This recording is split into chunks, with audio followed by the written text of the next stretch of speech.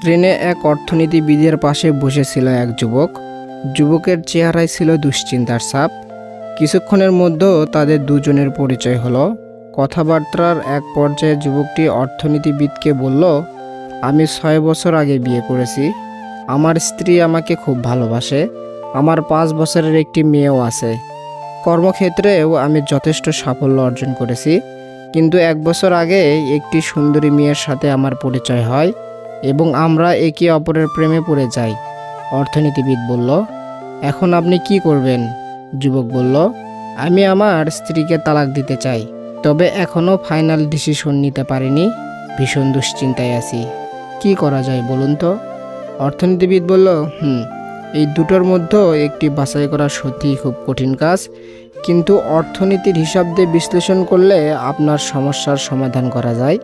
ধরুন আপনি আপনার বসের কঠিন কোনো সমস্যার সমাধান করে দিলেন। এখন তিনি আপনাকে পুরস্কার দিতে চান। তিনি আপনাকে দুটো পুরস্কারের থেকে একটি বেছে নিতে বললেন। আপনাকে নগদ 5 লাখ টাকা দেওয়া হবে, অথবা 2 বছর পর 7 লাখ টাকা দেওয়া হবে। তখন আপনি কোনটা বেছে নেবেন?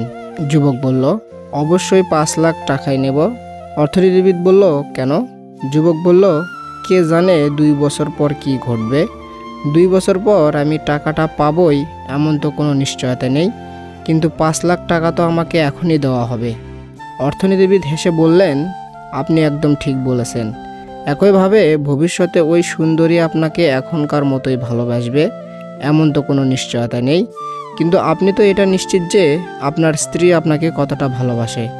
যুবকটি তার ভুল বুঝতে পেরে প্রচণ্ড আবেগে অর্থনীতিবিদকে জড়িয়ে ধরলেন এবং কেঁদে ফেললেন। প্রকৃত পুরুষ রাজকন্যা খোঁজে না, যাকে ভালোবাসে তাকেই রানীর মতো করে রাখে। চেয়ে না পাওয়ার মধ্যেও অন্যরকম এক অনুভূতি কাজ করে। জীবনে যদি সব চাওয়াই পূরণ হয়ে যায়, তাহলে আপনার আর বেঁচে থাকতে ভালো লাগবে না। তাই সব চাওয়া পূরণ না হওয়াও ভালো পাওয়ার আশায় অন্তত বেঁচে থাকা যায়। অন্যের দোষ খুঁজতে আর বলতেই জীবনের বেলা শেষ হবে। হয়তো নিজের দোষ শোধরানোর সময় পাবো না।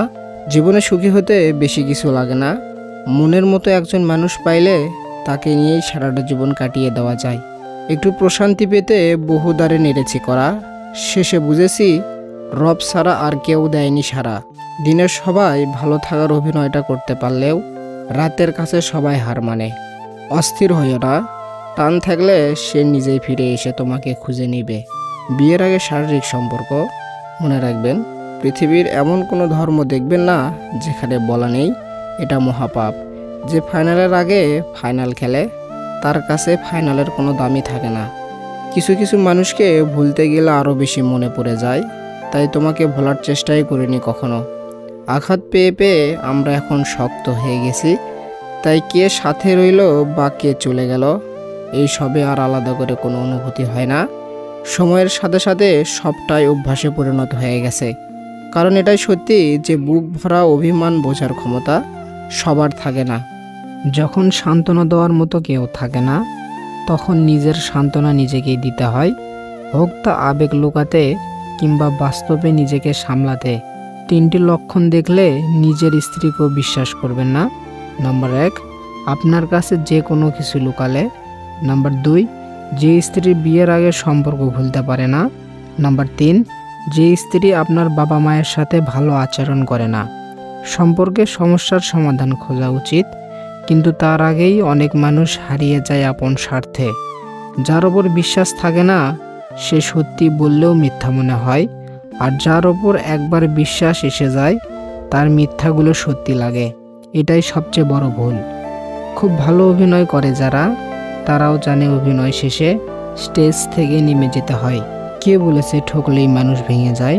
ঠকে যাওয়া থেকে শিক্ষা পাওয়া যায়, যে শিক্ষা কোনো বইয়েই নেই। লক্ষ্য পূরণের পথে 2টি জিনিস অবশ্যই আসবে। প্রথমটি বাধা আর দ্বিতীয়টি বদনাম। একটু সুখ পাওয়ার জন্য যে কতখানি কষ্ট করে তাকেই বোধহয় মানুষ বলে। যে বা যারা তোমার মূল্য বোঝে না তাদের থেকে দূরে থাকাটাই বেটার। যে মানুষটা তোমাকে নিয়ে ভালো থাকতে চায় তাকে একটু ভালোবাসা দাও, দেখবে সে কখনো তোমায় ছেড়ে যাবে না। অপেক্ষা সবাই করতে পারে না, আর যারা অপেক্ষা করতে পারে তাদের ভালোবাসা কখনো মিথ্যে হয় না। হে রব, তোমার কাছে 3টা জিনিস চাই, নাম্বার 1, ঋণমুক্ত জীবন।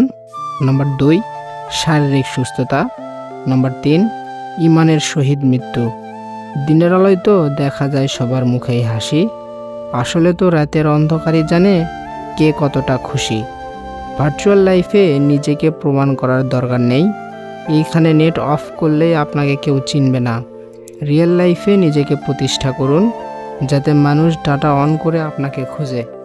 কাউকে ছেড়ে থাকা খুব কষ্টকর, তার চেয়েও বেশি কষ্টকর সে আসবে না জেনেও তার জন্য অপেক্ষা করা। বেঁচে থাকতে বাবা মায়ের মুখে দুটো ভাত দিন, মরার পরে পাড়ার লোককে গলদা চিংড়ি খাইয়ে আত্মার শান্তি খুঁজতে যাবেন না। পাহাড় যত উঁচুই হোক আকাশের নিচে, মাছ যত বড়ই হোক পানির নিচে, শেখর যত বড়ই হোক গাছের নিচে, যে যত বড়ই হোক যেতে হবে মাটির নিচে।